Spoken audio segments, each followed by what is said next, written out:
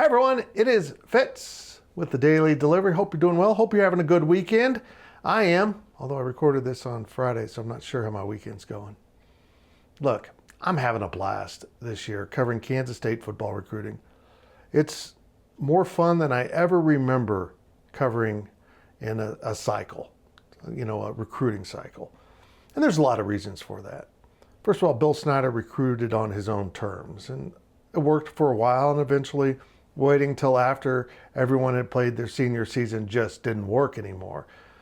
He was so guarded, and that's not a fault, that's just a trait. He just was really careful and cautious, not only with information, but handing out scholarship offers.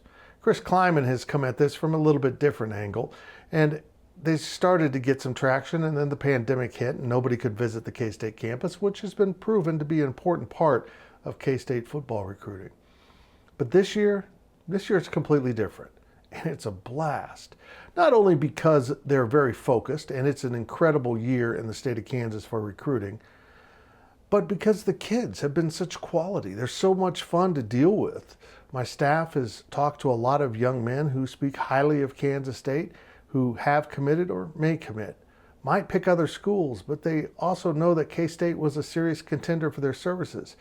Because now looking for a football program isn't just about wins and losses. It's about finding the right fit from the start. You can hit the transfer portal, but nobody really wants to do that. They do it because they feel they have to. This year in the state of Kansas, there are at least a dozen Power 5, legitimate Power 5 prospects, probably more.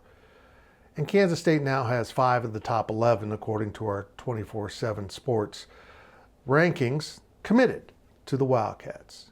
It won't be the last. Dylan Edwards out of Derby, of course, on Thursday committed to K-State. It was a high-profile gain for the Wildcats. The kind of, capture of a high-profile recruit K-State really hasn't had much of. But he's not going to be the last. I have said this on other forms of media, mostly talk radio, that I'll be shocked if May's quarterback Avery Johnson doesn't pick K-State. It just feels like that's where it's going to end up. The same with Dylan Edwards. I've had people telling me all along that he won't pick K-State. But there he is. And Avery Johnson has had some great offers. He just went to Oregon on a visit. They just got another quarterback commitment, proving what he was thinking about Oregon all along, that he was a backup plan. Well, right now, Kansas State's nobody's backup plan.